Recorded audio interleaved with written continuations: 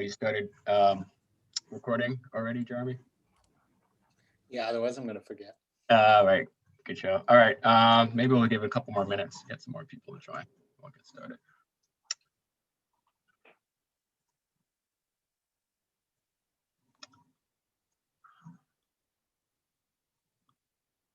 Yeah, the beauty of Zoom meetings, you can slide in. Yeah, exactly. Yep. I always worry about my teaching. I'm like, I have 30 people and there's only 4 here. This seems like it's going to be a problem. And it's like, I still have a hard time juggling my PowerPoint and my Zoom and the chat screen and the student screen. It all starts to break down if I get overloaded. Like Yeah, screen and answer questions or chat, and then just yeah. And then everything freezes up. Yeah, exactly. And there's some people that do it with one monitor, and I'm like, how can you possibly do all this with one screen? I did last year, and then that's why I've now started coming in, because I need 2. Because you have the multiple. Yeah. It's so much easier. Yeah, same for me.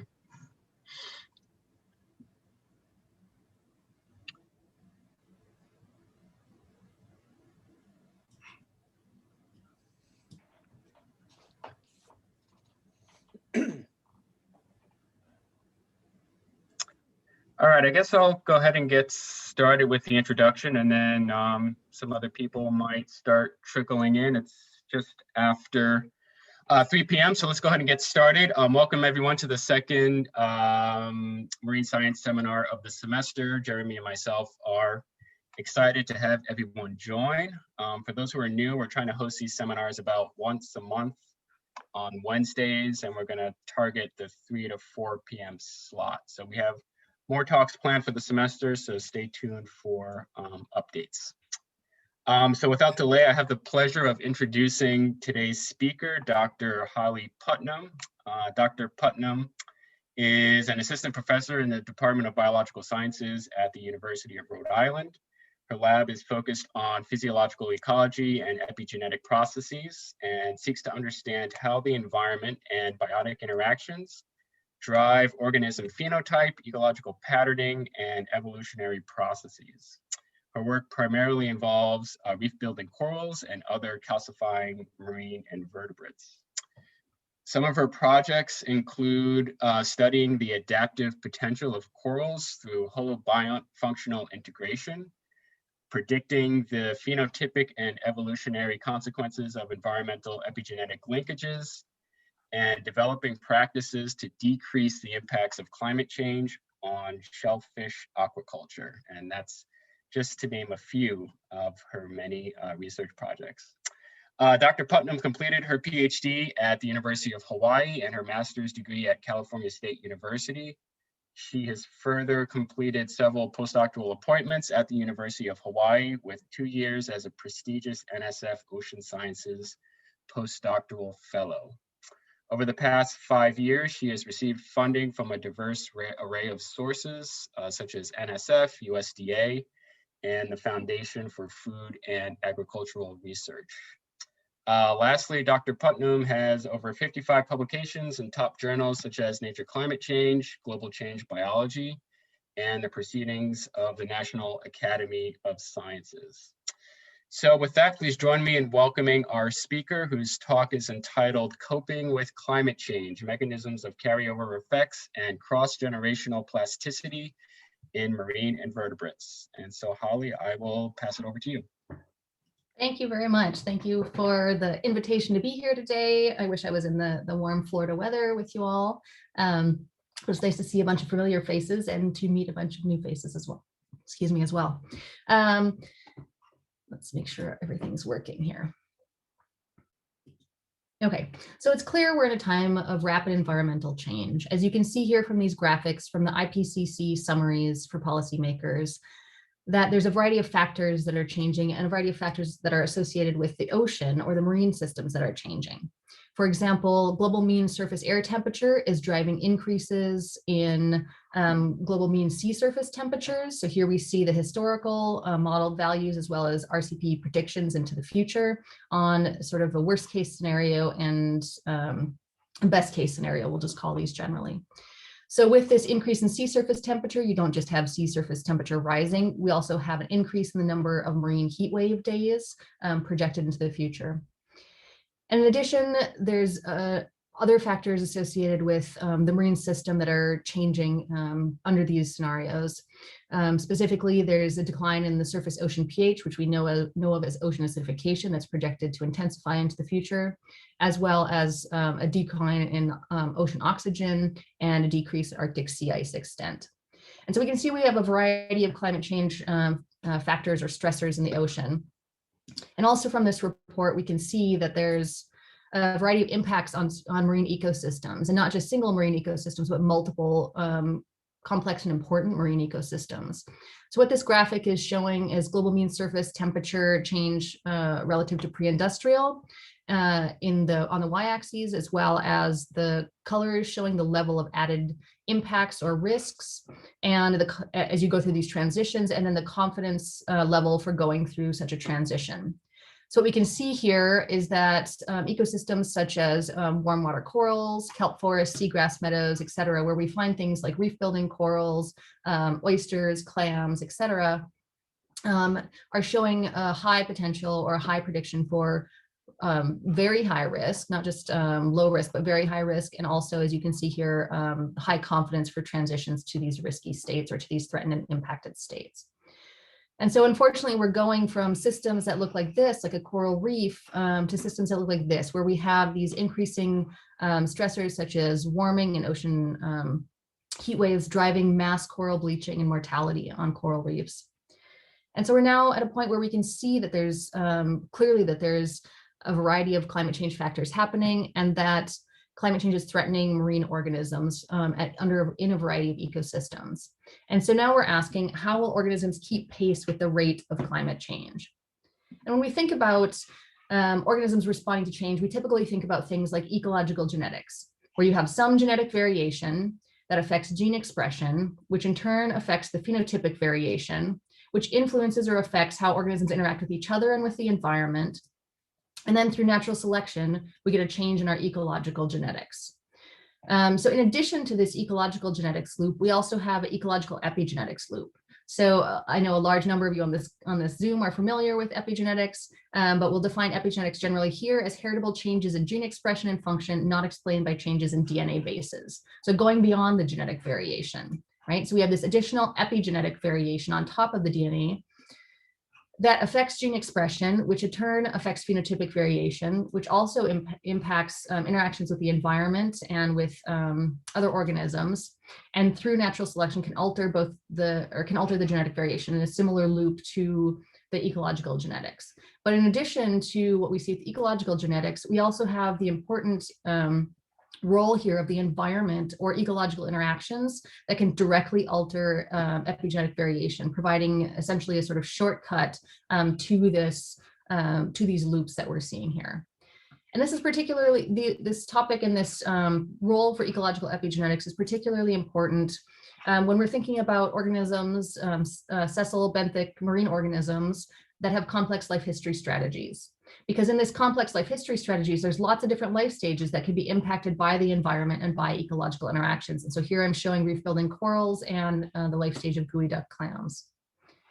So because they have these complex life stages, then the environment can influence them in a variety of ways with particular phenotypic outcomes. For example, carryover effects, where the environment experienced by an earlier life stage, for example, at the larval stage here, could have influence on the subsequent phenotype of the juvenile or the adult. In addition to carryover effects, we have the potential for cross-generational plasticity, where the environment experienced by the parents then influences the offspring phenotype at later stages in its life. And we also have the potential for multi-generational plasticity, where the environment experienced by previous generations is evident to the F2 generation and beyond. So for the purposes of today's talk, I'm going to focus primarily on the topics of carryover effects and cross-generational plasticity, because a lot of these multi-generational plasticity studies are really hard to conduct, especially in longer-lived organisms, such as corals and the geoduck, which can live to be sort of 100 years old or so. And we can see here, because of these complex life history strategies and life cycles, and because of the potential for those organisms to be influenced at a variety of places in their life, generating these carryover effects and cross-generational plasticity, we have the environment that can impact our potential epigenetic variation. So we have means or avenues by which epigenetic variation could be altered, feeding back into this ecological epigenetics loop. And that's what we focused on today, is carryover effects, cross-generational plasticity, and epigenetic variation. So for those of you who aren't primarily studying epigenetics, we can get into a little bit more detail on this so we can understand the data from today's talk. So in terms of epigenetics, we're defining it a little bit more specifically here as heritable, mitotically or meiotically, or through mitosis or meiosis, changes in gene expression and function that are not explained by changes in DNA bases. So we don't actually have any change in the underlying blueprint or the DNA code here. So what does this do and why does it matter? It matters because potentially it can change your phenotype, right? So we have a normal phenotype here, and this is a figure I have to thank Chema for. So from a paper by Jose Aaron Lopez and I in Annual Review of Marine Science for these fantastic illustrations that basically show your normal phenotype or an organism can be influenced by a variety of different environmental signals, right? And they can undergo epigenetic modifications of a variety of different flavors, things like DNA methylation, histone post-translational modification, histone variants, non-coding RNAs, or the epitranscriptome or RNA methylation. And what this results in are these modifications within certain regions of the genome that can actually change gene expression and result in an acclimatized phenotype. And we call this a context-dependent epigenetic effect. And as I said before, this can be heritable across cell division, so that we can maintain that epigenetic effect within that organism within its lifespan, right? So we have this context-dependent effect dependent upon this environmental signal, resulting in this acclimatized phenotype. But as you can see here, it is context-dependent, so that if we have an environmental change, there's potential for these epigenetic mechanisms to be reversible and to return to the prior phenotypic condition. And so this is one way in which epigenetics can underlie these carryover effects. So beyond carryover effects within a generation, we also have potential for information across a generation and information that's not just genetic. So we can see cross-generational plasticity through a variety of mechanisms. One, we potentially don't see cross-generational plasticity, even though we have an acclimatized phenotype in the prior slide, because we have these epigenetic marks being reset. And so we're back to this normal phenotype. But if we have similar environmental signals that the offspring are experiencing compared to the parents, then we can have these same epigenetic marks being recapitulated by the experiencing those environments, resulting in, again, our context-dependent epigenetic effect. So if we're looking for cross-generational plasticity, we could see it through not actually carryover of these direct marks, but through recapitulation of these marks and this phenotype through time. And sort of the holy grail of examining cross-generational plasticity is the potential for there to be epigenetic inheritance. These marks could be heritable through meiosis and through fertilization and development. And then we maintain this acclimatized phenotype that was of the prior generation. And in this case, this epigenetic inheritance is germline dependent, as opposed to being context dependent. So these are the areas that I'm going to be focusing on today. First, in order to understand some of these mechanisms that might be underlying carryover effects and cross-generational plasticity, I'm going to be focusing on one of these mechanisms, DNA methylation. So we'll be looking at quantifying DNA methylation and comparing methods of doing so between species. We'll also be looking at, I'll be presenting carryover effects, an example where we look for carryover effects, where we're examining the phenotype as well as the DNA methylation as the potential mechanism for this carryover effects or memory. And third, I'll present to you a study looking at cross-generational plasticity. And here we're both looking at mechanisms of parental effects as well as epigenetic inheritance, as I explained to you here. So first, let's talk about quantifying DNA methylation and comparing methods between species. Okay, so DNA methylation is probably the best studied of the epigenetic marks, and you can sort of think about it as a flag on your DNA. So you have a variety of bases in your DNA, but in particular, DNA methylation tends to occur on cytosines, and cytosines in a CpG context. And this DNA methylation occurs when you have the addition of a methyl group due to the role of de novo DNA methyltransferases transferring on, adding that methyl group to your cytosines to make a 5-methyl cytosine. So we essentially have a flag on the DNA, and that flag can be maintained through cell division by detecting on the sort of parental strand, detecting that hemimethylation and adding methylation to the daughter strand. And it could also be passively lost, where we have passive demethylation if that maintenance DNA methyltransferase is not working in that area or not effective in that area. And then additionally, we can also have active demethylation through 10-11 translocation proteins, then converting the 5-methyl cytosine to the 5-hydroxymethyl cytosine, and then through a series of steps in base excision repair back to a cytosine again. So DNA methylation can be dynamic. That might be a lot if you're not a molecular biologist, but DNA methylation can be dynamic, and there's a variety of players involved when we're looking at DNA methylation. Okay, so why should we care about it? We should care about it, as I said before, because it can influence the phenotype. And how is it doing that? Well, in the more well-known and well-studied vertebrate model, we have our gene region here, where we have sort of our upstream region here and our promoter. We have a transcriptional start site and our introns and exons that are the gene body. And in the general vertebrate model, when we have absence of methylation, particularly in this promoter region, we have gene expression proceeding. But when we have methylation present in this promoter region, gene expression is repressed. And this is slightly different from the more common the model that's more common in invertebrates, which is a variety of outcomes of gene expression regulation from gene body methylation. So here, we don't tend to have this same vertebrate model that we see here, but instead we have methylation spread throughout the gene body, and that can have a variety of different consequences. For example, influencing gene expression, elongation, or alternative splicing of these different introns and exons. And so what does that mean when we're looking at gene expression data? Well, there's a positive relationship between methylation and expression. So there's some gene expression regulation control or linkage there with methylation.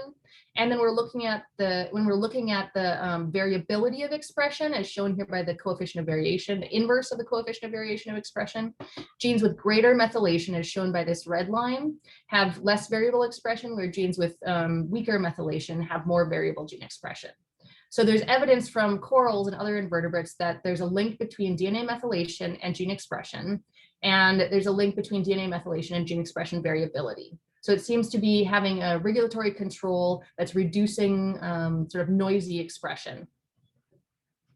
And this is important when you're stuck on the bottom of the ocean and you need to respond to the environment that's around you. For example, in these species that I'll be talking about, reef building corals and geoduck clams today. So the first species that I'm showing you is Montebreak Capitata. This is a common coral in Hawaii. It's environmentally resistant. It's a dominant reef builder on most reefs. It has a very large genome size. It's from the complex clade of corals. It tends to be symbiotic with 2 genera of Symbiodiniaceae.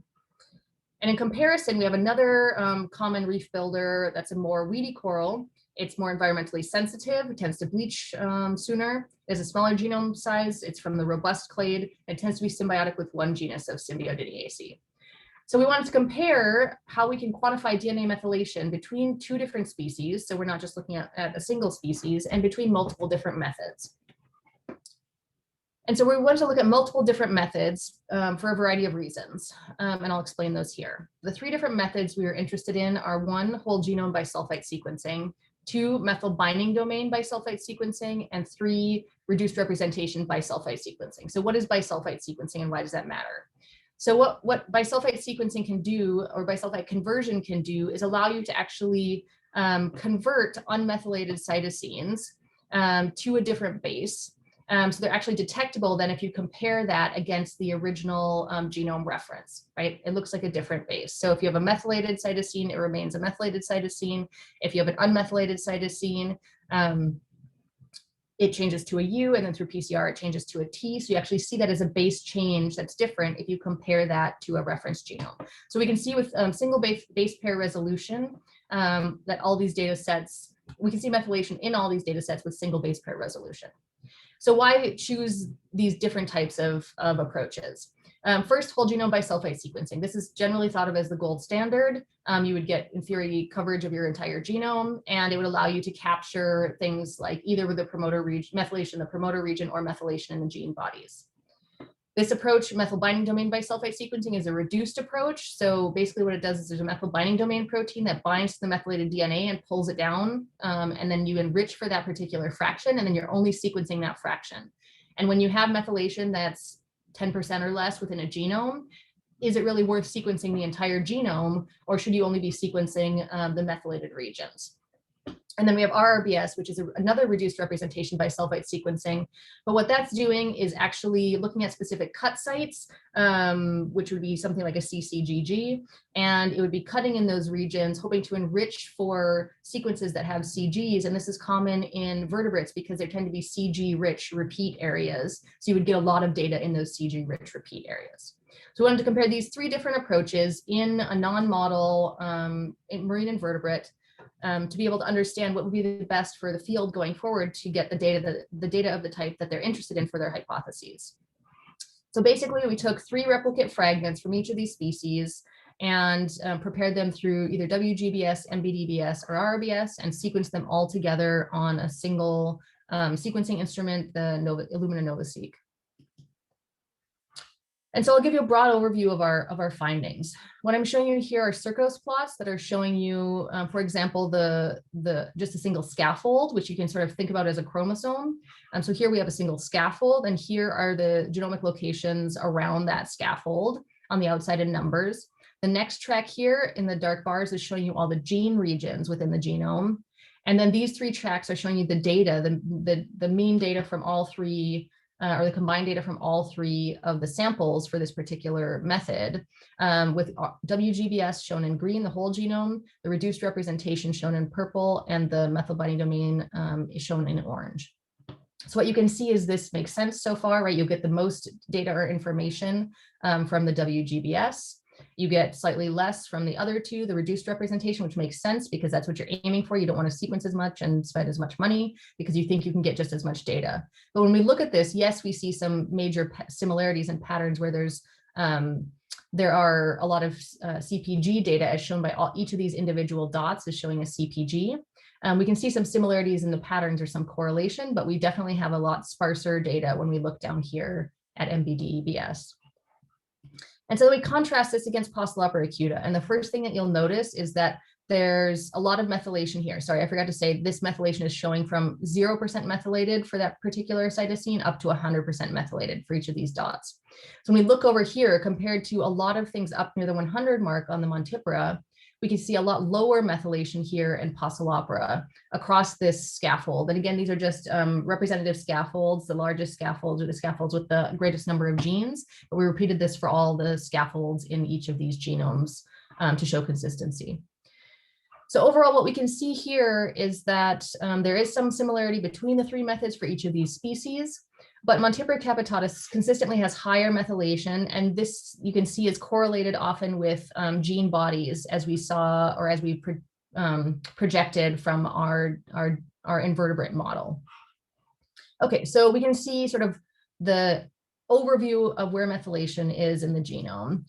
What about where the percent CPGs are that we have data for relative to our method within the genome? So for example, if we wanted to study, we think that corals, and from other studies have shown that corals primarily have this gene body methylation.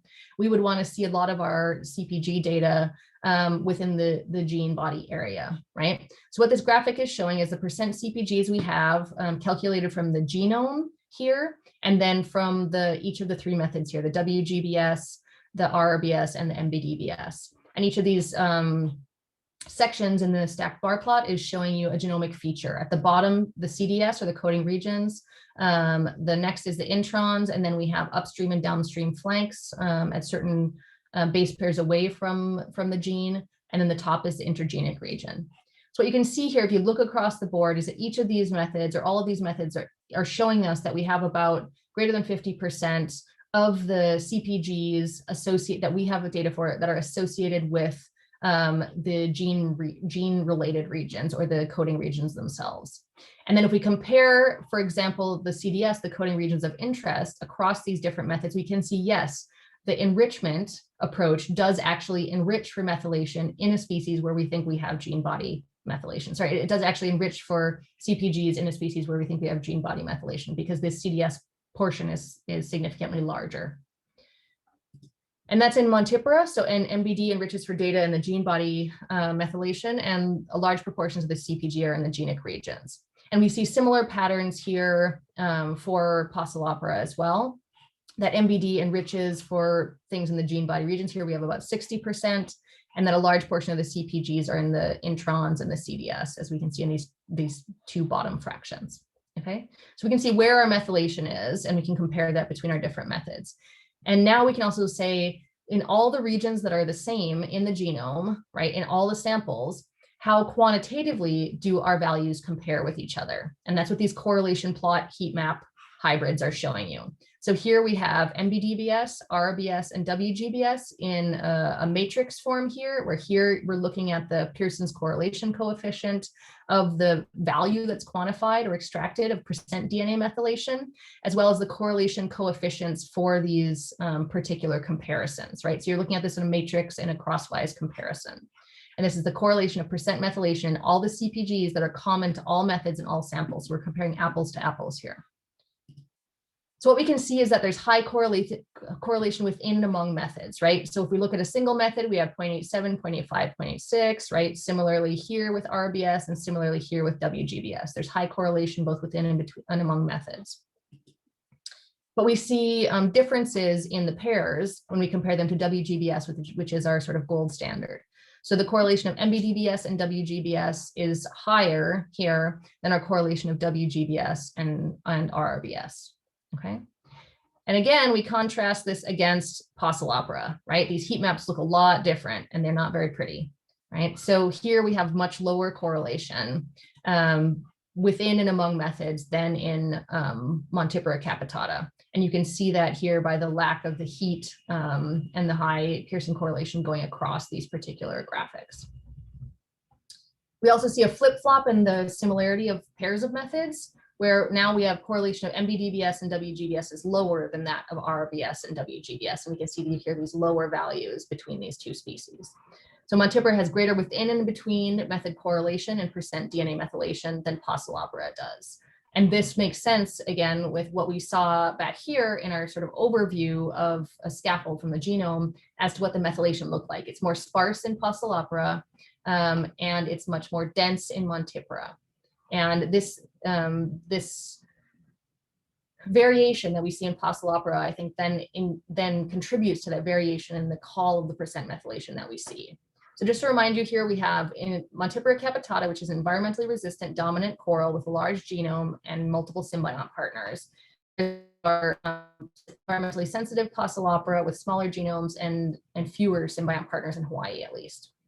And so what this is telling us from this particular comparison is that the genome size and the assembly quality matter, right? That these genomes are, the quality of these genomes and the size of these genomes is going to influence where methylation can be, because remember, you have to have a C and a CG to actually have methylation there. So the genome matters, and that's an important resource for these kinds of experiments. We see here on average, Montebreak Capitata has higher percent methylation and a larger and more duplicated genome compared to Passalopera acuta that has a lower methylation, a smaller, less duplicated genome. And this and some additional evidence from another 4 species is showing us that, or suggesting to us that differences in these methylomes may be linked to environmental resistance, as we have for Passalopera acuta, Passalopera meandrina, and Acropora low percent methylation globally, whereas for Montebreak Capitata and Porites and some other species that are more environmentally resistant, we have higher methylation. So follow up, we're submitting this paper soon, and I'll follow up with a study that we're doing, which is really looking at not just methylation in an ambient setting in a single 3 replicated samples, but across 900 some samples, across 4 different treatments, and through 16 weeks of experiments. So my PhD student Emma Strand is leading this for her PhD. It's a collaborative NSF project with URI, Rutgers, and Balkany Institute. And we've had a variety of undergrads working on this, but Alexa Farage and Sierra Gray have also contributed to this. And so I'll touch back in the future to tell you more about stress response and the methylome. So the second thing I want to talk about is the potential for carryover effects through DNA methylation. So now you know what DNA methylation is, you know what it sort of looks like in some of these genomes of marine invertebrates. And now we're going to examine this in a context, an experimental context. And we're going to do this using geoduck clams. So here we have the geoduck clam, Panopia generosa. It's 4 times more valuable per pound than the Pacific oyster. And the Washington state industry is valued at approximately $100 million. And similar to what you may have heard about for oysters on the West Coast, there can be high mortality rates, especially associated with ocean acidification. So there's still a concern for negative effects of ocean acidification, shown here as OA, on these early life stages of larvae in the geoduck clam. So just to give you a better idea of this, this is a cartoon or schematic of the reproduction in a geoduck clam, where we have the release of eggs or sperm. They're fertilized in the water column. They go through a series of developmental life stages. Then they settle out in this juvenile stage and then grow up to this adult stage. So they do spend some time in the water column, and these are the most sensitive stages, especially to ocean acidification. So we asked the question, is there carryover effects in clams, or specifically, does conditioning to a low pH confer tolerance within a generation? Because there's some potential triggering of acclimatory mechanisms. In order to do this, we utilized this kind of experimental design where we first had an acute exposure, where we exposed these clams at the juvenile stage here of several millimeters long to either a pH of 7.9, which is our control, 7.4, which is our medium, and 7.0, which would be low. And this sounds kind of crazy to people who maybe do ocean acidification research, but within the pore waters and within Puget Sound, you can actually get quite low pHs. So this is not too crazy for this particular setting. So after they were exposed for 23 days to these initial 3 treatments, they were then placed in a common garden for several months. And part of this was within the lab, and part of this was in outplants, or sorry, not outplants, but in buckets in Puget Sound, and they were tracked by their initial history. Then we re-exposed them in a secondary exposure to either the ambient pH of 7.9 or the intermediate pH of 7.4. And then we assessed at these time points here phenotype through sizing these by looking at their shell area using image J. And they also took molecular samples to look at, our goal is to look at both gene expression and DNA methylation, but the RNA did not extract well. So we're left with DNA methylation, which is still exciting. So first of all, let me tell you here what we saw in terms of the phenotype. So here we have relative size of the shell area that was measured from the shells here in image J for these 3 different treatments. 7.9, 7.4, and 7.0, shown in the different colors. So you can see here we had within 10 days, we had a sort of common response to ocean acidification that you see in marine invertebrates and shellfish, where you have a decline in shell size under the low conditions. And then by the time that we got to the 23 days, there's starting to be greater separation between the medium and the low compared to the ambient conditions. So there is some decline in those shell sizes. But then once we put them into the, there was an initial exposure to low pH that reduced shell growth. Once we put them into the common garden, what we actually saw is that compared to the ambient, we actually had compensatory growth in the low and the medium pHs, where they actually grew faster and they caught up and exceeded the relative sizes of the ambient at the beginning of the experiment. So exposure to low pH resulted in this compensatory growth when they were put back in ambient conditions for several months. We then re-exposed them. So here we're showing relative size. These are the 3 histories that are shown here, the 3 original treatments in the colors. And then if secondarily they were exposed to either the ambient pH or to the medium pH. So basically what we're seeing here is a significant interaction. If you previously were naive to the low pH, then there was a stronger decline when you saw that low pH compared to if you were if you had experienced that low pH before. Right? So those naive clams with no prior exposure to the low pH responded more strongly, while these conditioned clams showed a buffered response. And we measured this both at day 145 and day 158 and found the same significant interaction between the initial and the secondary treatments. So overall, what this phenotyping is telling us in terms of the shell growth is that there appears to be a quote unquote memory of this prior exposure in these geoduck clams from that initial exposure. And what we then asked is DNA methylation in geoduck clams linked to carryover effects and this potential for phenotypic memory. So this will look familiar now. We looked back at DNA methylation, and as I mentioned before, the genome is very important. You can't do a lot of different approaches if you don't have a reference genome to actually see where these differences in methylation are occurring. So what I'm showing you here is the first scaffold from the geoduck genome that we had to sequence, and then a layer of data from that. So again, we have the first scaffold, and this is the location on the scaffold on the outside. The dark blocks are showing you where the genes are, because that's impossible to see. I've zoomed in on a really tiny portion of that first scaffold that's shown here. So now in this outer band, the dark blocks are the genes, the gene regions. These gray lines here are where all the CPGs are. And these red lines here are showing the CPGs that we have data for. And again, if we think about this from 0 to 1, it's showing you the percent methylation for that particular CPG in that location. Okay, so just to give you a sense of what the data are for DNA methylation. So the first time point we looked at was day 10. We did whole genome bisulfite sequencing for these. And what I'm showing you here is a heat map showing you the relative difference. So this is relative to the mean across these 3 treatments. How different is the methylation in a particular gene, and each of these rows that we see here are a gene. So if you work with heat maps, you'll look at this and say that's pretty noisy and kind of painful, right? So overall, there's no specific blocks of genes, right, that are differentially methylated. But what you are seeing is that if we look at the same gene as we cross the 3 different treatments, there's differential methylation between all 3, or between at least a pair of these for these genes that are shown here. So there's a significant difference from the initial exposure to low pH in terms of the differentially methylated genes between these 3 different treatments.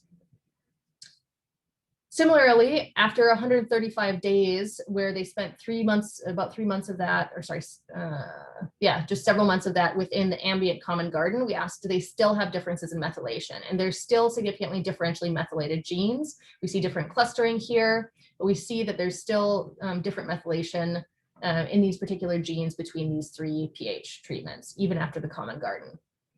And then remember, we use that reciprocal exposure. So I'm going to show you pairs now. So this is the reciprocal exposure. If you were previously exposed to the 7.9, the ambient condition, and went back into a 7.9 after the common garden, or went into the 7.4 after a common garden, what we're seeing here, this number on top is showing that there's a 2-fold difference between the mean methylation if you were naive to it compared to if you were not naive to it, right? So in terms of the difference in methylation in these differentially methylated genes, the naive clams had a 2-fold difference in methylation in these methylation values, compared to if you looked at either of the other 2 treatments, if they were previously exposed to the medium or previously exposed to the low pH, and then went into the low pH again. The comparison of this pair and this pair is showing that there's not as much difference between the methylation of these two groups that were previously exposed, excuse me. So naive clams with no prior exposure to low pH responded more strongly, as we can see here, to the low pH, while conditioned clams showed this buffered response in terms of their differentially methylated genes. So what is this telling us? This is telling us that when we ask this, conditioning to low pH confer tolerance within a generation, we see that initial growth response to low pH is negative, but subsequently we see compensatory growth when they're in this common garden condition.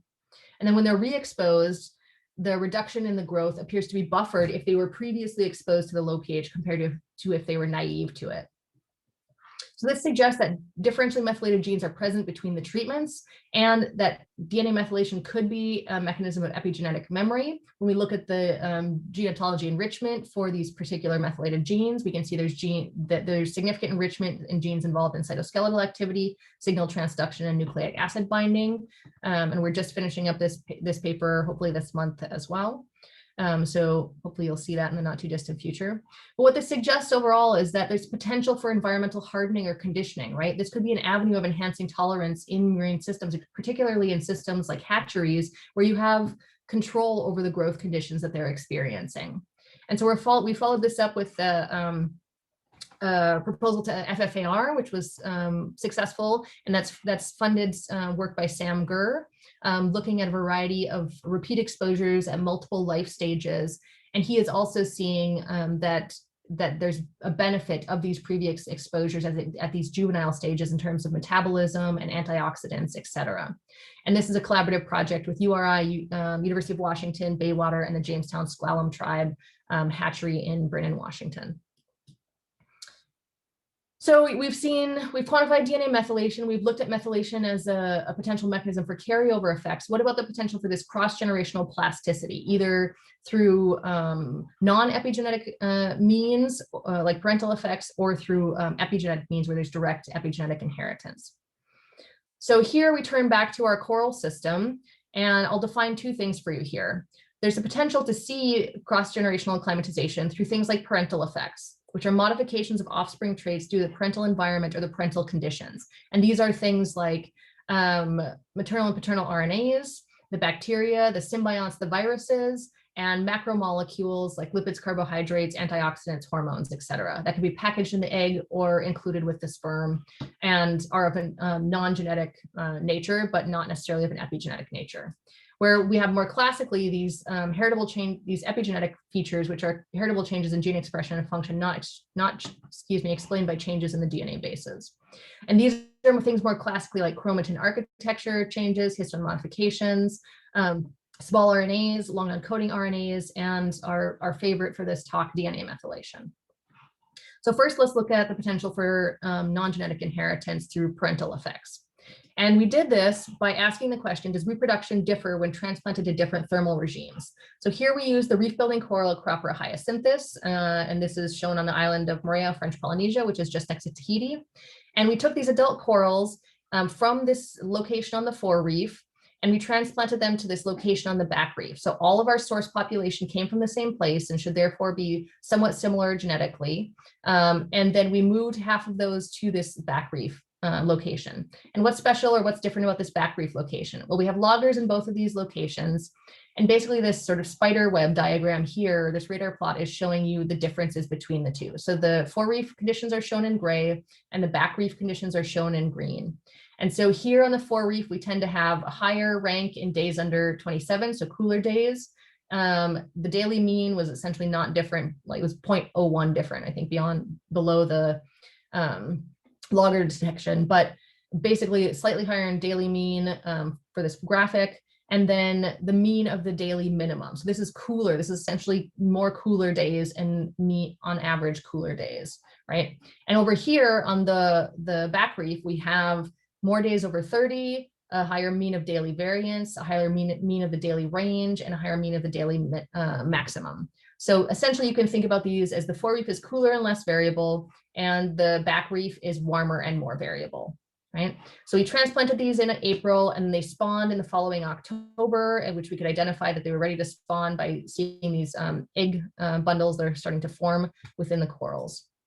And so we looked at a variety of metrics. We looked at the total fecundity, the number of eggs or the amount of egg sperm bundles they're releasing, the number of eggs per bundle, the size of the eggs, and the size of the eggs. And we also used a computer-assisted sperm analysis instrument to look at sperm motility.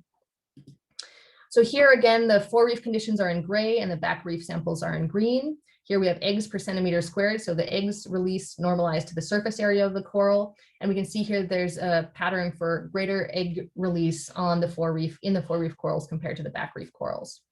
Similarly, when we look at the number of eggs in each of these bundles, we can see a pattern of greater eggs per bundle on the forereef compared to the back reef. We can also see a larger egg size on the forereef compared to the back reef. And when we look at percent sperm motility, we can see higher percent sperm motility on the forereef compared to the back reef. So overall, we can see that there's a difference in gamete phenotype by site, right? And so there is some potential for, or there is some evidence for parental effects that's occurring here in terms of size of the eggs and how they're packaged. And so we wanted to ask, additionally, in terms of parental mechanisms, are maternal mRNAs provisioning these offspring differently if they're experiencing this forereef regime, thermal regime, or this back reef thermal regime? So we asked, what is the maternal mRNA set, and does it differ by site? And the maternal mRNAs are important because they're what's packaged in the egg, and they're degraded through time when zygotic activation or zygotic gene expression is activated and kicks in. So they are important transcripts involved in regulation of early mitosis, oocyte development, fertilization, embryonic development, and this successful transition from maternal transcripts to the zygotic transcripts. So when we compare the gene expression of the eggs from these different sites, these maternal transcripts, we can see groupings in the gene expression that are separated between the forereef and the back reef in this PCA right here. And then when we look at a heat map, that's again showing the relative expression of these different genes as shown by the rows here for the different samples from the forereef in gray and the back reef in green. We can see blocks of genes that are showing differential expression, greater expression in the forereef compared to the back reef, and greater expression in the back reef compared to the forereef. So what this is saying overall is there's a signal of having gone through gametogenesis while in these different thermal environments. And what does that signal mean biologically, right? We can see the signal from the PCA and we can see the differences from the heat map. But what I'm showing you here is the log2 fold change of the comparisons between the two. So if expression is shown here below the 0 axis, that means the expression is higher in the forereef, and expression is shown here above the 0, it's showing you that expression is higher in the back reef. And so I'm just going to call out a couple things that we see here of particular interest. For example, there's differences in the expression of different histone variants by site. So not only in the expression of the variants, but of different histone variants.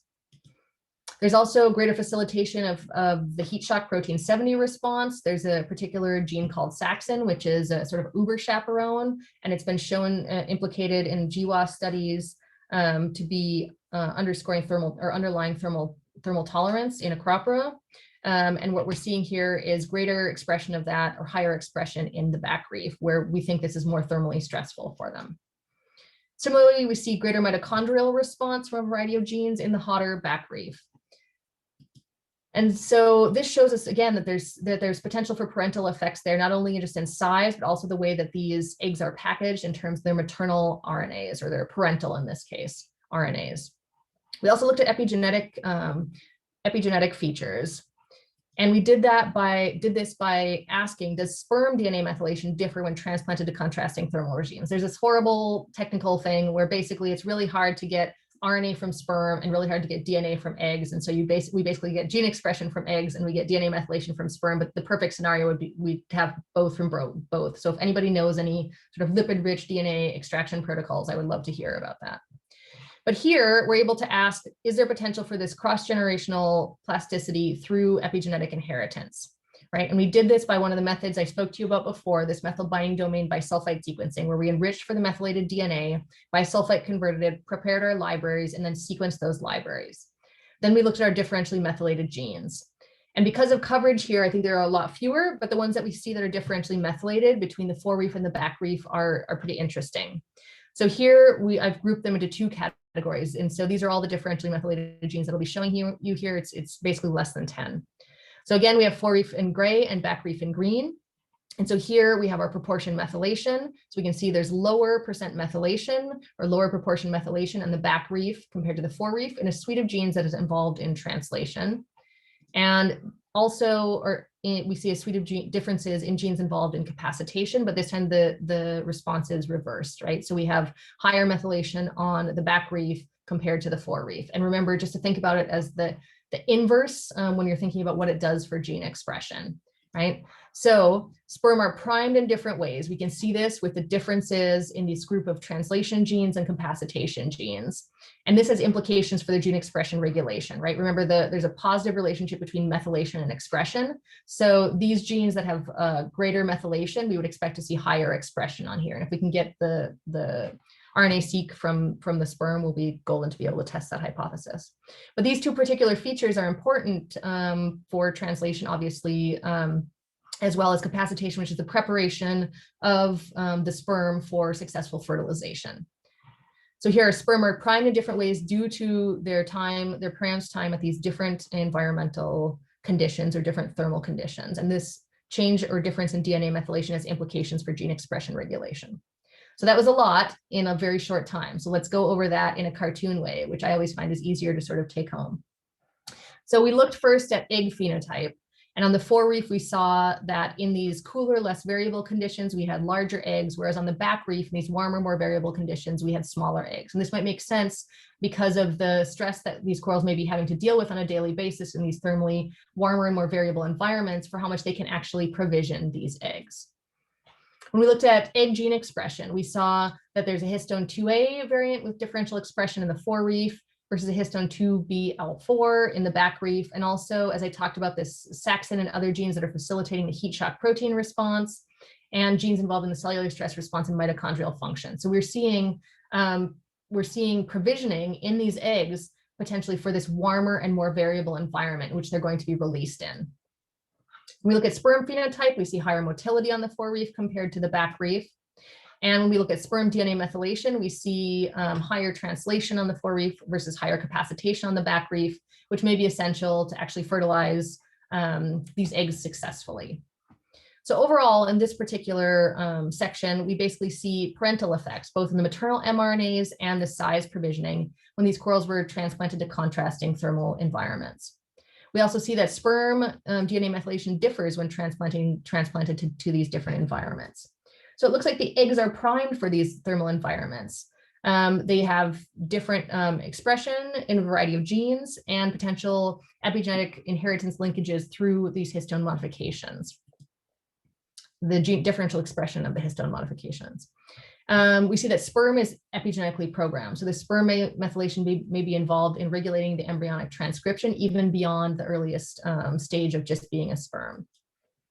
So it looks really here that both parents, the maternal and the parental or the paternal contributions matter beyond just the genetic component, beyond the DNA, right? So these data provide support for cross-generational epigenetic inheritance. And we're following this up in a study where we looked at a time course of the maternal provisioning in Montebreak Capitata from eggs all the way to adults. And we won't go into great detail on this, but we've used WGCNA to look at modules of gene expression. We've looked specifically at epigenetic modifiers shown here. And we can identify when the maternal transcripts are being degraded and when the zygotic transcription is starting to occur. And that's work that's led by my master's student, Erin Chili, as well as undergraduate Erin Magliano. We're also following up this cross-generational epigenetic inheritance and parental provisioning in a variety of other projects. So one is a work in Bermuda led by Kevin Wong, a PhD student in my lab. Another is work in Maria French Polynesia, looking at these spawning corals by a PhD student in our lab, Dennis Canetta. And then our super fun and exciting collaboration with Chema there at FIU, where we're looking at the linkages between the environment, energetics, and epigenetics, and how that links up to ecology and evolution in our NSF Understanding the Rules of Life Epigenetics grant. And from my group, 2 PhD students I have working on this are Danielle Becker and Jill Ashe, and 2 postdocs, Ariana Huffmeyer and Tejashri Modak. And we're also following this up at the cellular scale in another NSF project that's looking at sort of culturing cells and polyp bailout, and that work is led by Dr. Hannah Reich, a postdoc in the lab, and undergraduate Sierra Gray. So to summarize, because we're getting very close to the end of time, I've told you about quantifying DNA methylation. I contrasted methods between species, and we found that genome size and quality matter, that these bisulfite approaches have differing pros and cons, and that direct species comparisons will have to be thought about when you're choosing your method. And these data provide a benchmark for the application of bisulfite sequencing to other marine invertebrate taxa that also have gene body methylation. And that methylation quantification that we've done in these particular species then now allows us to apply that in this experimental setting to really understand the role of epigenetic regulation and stress response. When I talked about our carryover effect study, what we found is that ocean acidification induces compensatory growth in the gooey duck. We saw that differentially methylated genes are present between the different treatments, and that the clams that were previously exposed to the low pH were more resistant in their phenotype and in their methylation response. That DNA methylation may underlie phenotypic memory. And so epigenetic mechanisms may provide a means of environmental hardening in these aquaculture settings. And lastly, when we looked at parental effects and epigenetic inheritance, we can see that the environment does indeed drive these parental effects. The eggs are primed in terms of their mRNAs for potentially greater thermal tolerance. And that we also have evidence here for this epigenetic inheritance that's germline dependent, as the sperm methylome differs by site in several key functions. So these data really provide some additional support for cross-generational epigenetic inheritance. And maternal and paternal non-genetic features can contribute to offspring performance, which is something we should think about, especially if we're doing genetic crossbreeding studies, that there's other factors at play here. So why does this all matter? In my last slide, I promise. It matters because the organisms are being challenged by the environment, right? They have these environmental drivers, they're interacting with the environment, and we have these features here. They're not only genetics, but also epigenetics that are amplifying our different response mechanisms, generating a variety of different phenotypic plasticity that's filtered by selection that can either enhance the response capacity of this population or diminish the response capacity. And that's what's being fed back into the population to influence the population trajectory of the future.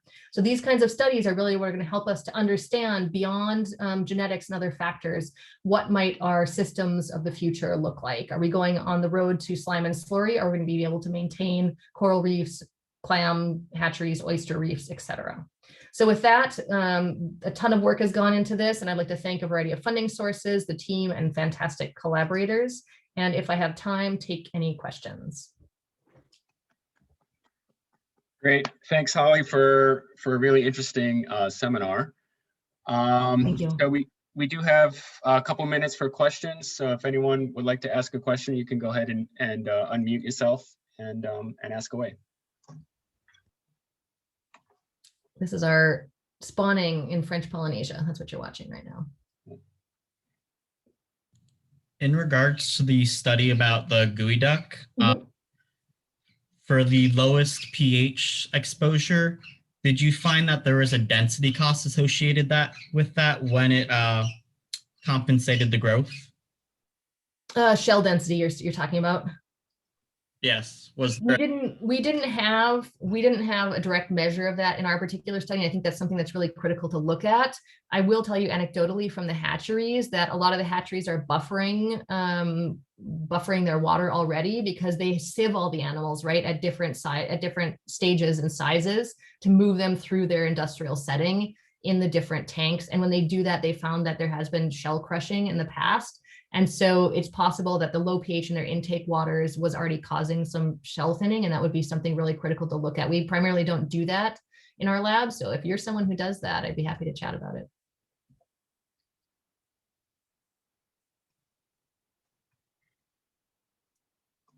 Any other questions?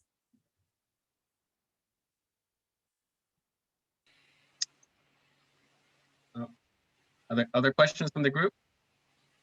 On the topic of the compensatory response, what's behind the compensatory response? That was really remarkable in the clam.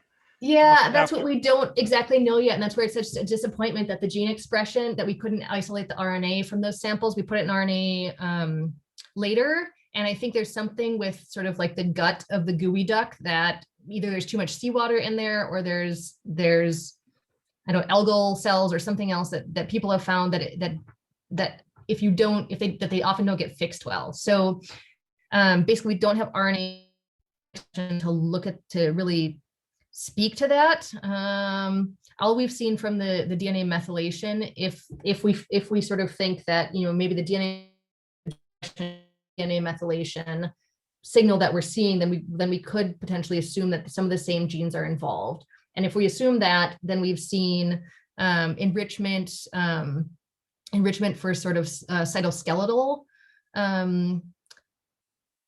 features or cytoskeletal related genes. But beyond that, it's disappointing. I don't have that much more to say biologically why they could compensate so rapidly for that. Well, maybe that's relative. 3 months is rapidly, but they did within the first period. We looked at the 2 periods in there. They did already exceed the growth of the ambient. So that's a good question that I can't fully answer, and I'd love to follow up on. Thanks. I have a sort of side question. Do you have a sense of what's driving pH variation in Puget Sound and how variable it is relative to the treatments that you guys had for your project? Yeah, I mean, I think generally speaking, in general embayments, right? And you have a lot more live biomass, and then I think you just get the biological feedbacks of calcification, respiration, and photosynthesis driving a lot greater swings in pH and oxygen than you typically would have in like a well exchange system. And so we see this on coral reefs as well, that basically, you know, as things are photosynthesizing during the day and respiring at night, we get large swings in pH just over a diel cycle, and they can actually get quite low at night. And so I think that probably contributes to it. but I can probably speak more to coral reefs than I can to Puget Sound. But I know work by Dick Feely and others up there has really been able to characterize, both with buoys and cruises, that there's a lot of variation and lower pHs than one might expect there. Sure. So do you think, is it related, is there a temperature component as well? Like you get larger drops in pH during warm summer months or something like that? There's a temperature pH dependency, so there is some relationship there. Sorry, a dependency of temperature on dependency of pH on temperature. And yes, I mean, I think it's really complex. Sorry, this is going to be a bit of a tangent. It's really complex, and I think this is problematic for these kinds of studies in projecting what it's going to look like in the future. And so I'll just turn back to a coral reef study or example because I know that better. So basically, if you're already on a coral reef and you're already getting like 200 microatmosphere swings on a daily basis, right? And the projection for the future is X, right? It's like 1100, we'll just say, by 2100. But then you have all these benthic feedbacks that are driving all these changes. Then essentially it's really hard to say, what is it going to be like in the future? And what are the factors really influencing this? Because you get the feedback in the overlying water column from what's there, but they're feeding back on both the signal in the water column and the signal that's superimposed from climate change simultaneously. And whether that then kills off some organisms, right? And then, or they calcify less, then feeds back into this loop as well. So I think it becomes really messy in these kinds of coastal systems to have a good understanding of what they're actually responding to and how that's gonna inform us about what that will be like in the future. I don't know if that was too much of a tangent, but No, that makes sense. Thank you. Yeah. Other questions from the group? Yeah. Hey, Holly. Thank you. Hi. That was a great presentation as always. So thank you. my question is along the lines of Dr. Rosenberg's question, but in the coral side. Mhm. So you saw this compensation of the growth based on the previous exposure that is maybe related with DNA methylation, or is maybe regulated by DNA methylation. What do you think about the changes on both parental provisioning and epigenetic transference from the parents to the offspring affecting how the offspring phenotype is going to be when they grow? Do you think this is like a mechanism for compensation of the change in environment, or do you think it's just a consequence of the environment that they are going to suffer through their life? I mean, I guess there's evidence in the literature showing that the more what's the word I'm looking for? The more predictable the environment is, that you get specific responses related to that predictability. So in that sense, if the corals that were transplanted from the forereef to the back reef were consistently seeing these larger diurnal swings, and that was really predictable, then I could see how mechanisms would be triggered to front load, for example, expression of saxin to facilitate heat shock protein response in that particular environment. And so then that would be, yes, compensatory, because it's responding to that integrated, predictable signal that it's seeing of that temperature change. But I think that's all sort of dependent on how an organism senses its environment and how long it can integrate over, et cetera, because like something that might seem very repeatable to us might be, like not the time frame at which the organism is sensing the environment. So I think without doing these kinds of like time series studies to really say, how many times do they have to see something? How long does it take for something to accumulate before you see a epigenetic mark being placed in, right? I think we need a lot of these kinds of time series to be able to understand sort of when it's compensatory and what are the signals that it needs to be able to lay down marks that would be compensatory. Thank you. Yeah. Other questions from the group? Okay, great. Well, join me again in thanking our